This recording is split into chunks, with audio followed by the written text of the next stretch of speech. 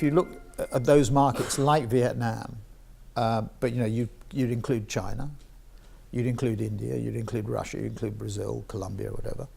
The difference between those markets, particularly in relation to digital, is that the PC has never played in those markets the role that it played in the UK or the US or France or Germany, Italy and Spain. In other words, there was a sort of a distinct process in the development of digital media that went to PC and then to mobile. What's happening in these markets, and the statistics I think are riveting.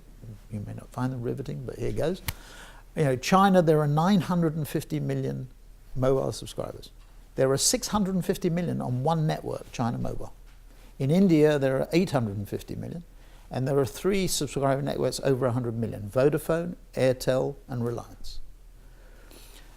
India is growing at 10 million a month, I think, still, subscribers. China at 5 million a month. When the chairman of China Mobile bought Paktel, Pakistan Telecom, he acquired 10 million subscribers. And I remember talking to him as the previous chairman, and he said it really was a waste of time because it's 2 months subscriber base. Why bother, right? And there are 1.3 billion people in China. There might actually be 1.5 billion. There might be an extra 200 million Chinese that have not been included in the census. I got that from a former Communist Party secretary, so it's got to be true. Okay? So you think, there might be another 200 million, there's another 2/3 of an America, 3.5 UK is almost in Indonesia. So, there's phenomenal. Now, these mobile developments, and you get the same statistics when you look at other countries like Indonesia with 240 million people.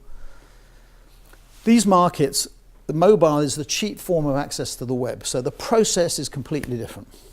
And the growth of smartphones is triggering a lot of interest in mobile advertising. You saw Google's results last week, they were disappointing. I don't think so much because of this mobile pricing issue. I think it's to do with the Motorola acquisition. The loss inside Motorola, which doubled the headcount in Google, I think is the primary reason why their results were not quite so good. Our spending with Google is up 25% this year. We've gone from 1.6 billion to 2 billion. Now come back to the heart of your question about where are the discontinuities. There's an analyst called Mary Meeker, used to be at Morgan Stanley. She's now at Kleiner Perkins, which is a private equity company, a VC company in Silicon Valley. And she came to our strategy conference and did a 230 slide presentation in 30 minutes. But one of her slides, she's got lots of good slides, but one slide is particularly important. So this compares time spent by consumers on media with the amounts of money spent by advertisers and implicitly agencies on media.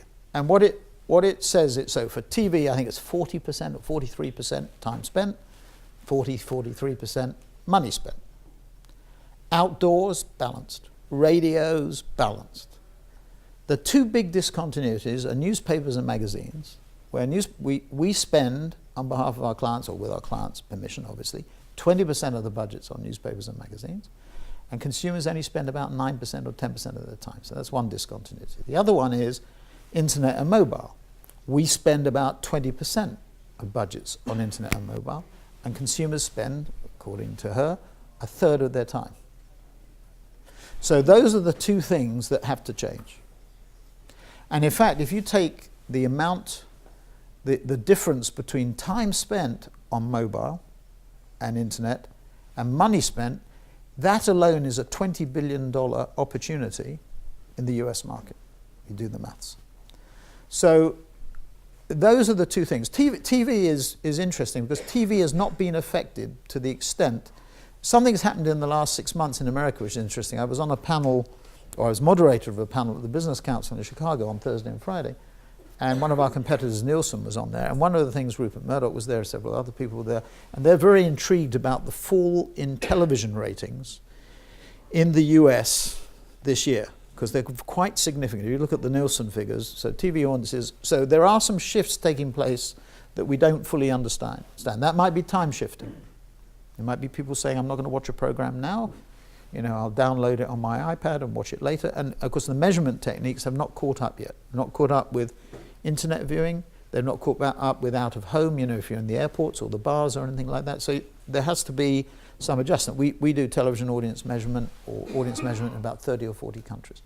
So the statistical techniques haven't caught up with the reality yet. But basically, the answer to your question is, I'd be bearish on newspapers and magazines, even in countries like Vietnam, because it will catch up eventually. Despite, it's a bit like Canute-like, because a lot of the traditional media owners sit there trying to, make sure the waves go back, and they don't. And then if you think about what's happening with mobile, that's going to accelerate the change. The other thing to remember is this. Remember that so if you looked at American college entrance, I think it was 3 years ago, that it was the first year that college entrants had experienced the internet for the whole of their lives. So it's unlikely, because people have not spent their whole of their lives with screens, it's unlikely that they would have fully understood, or that somebody like myself, who had virtually no experience in the course of my life in it, or other people who are younger than me, will be able to adapt as quickly as this generation coming out of universities. The generation probably graduating about now is probably the first generation that will have experienced the internet for them. So the pace of change is likely to get greater. So if you're running Newsweek disappeared last week. Tina Brown gave up, Barry Diller gave up on the offline Newsweek. Business Week disappeared, Mike Bloomberg bought it. So, a lot of these properties actually, newspapers are trophy properties, so billionaires like to buy them so they can exert some political influence. But broadly, I'd be worried if I was a newspaper or magazine owner, and I would be enthusiastic if I could figure out mobile revenue penetration and new media.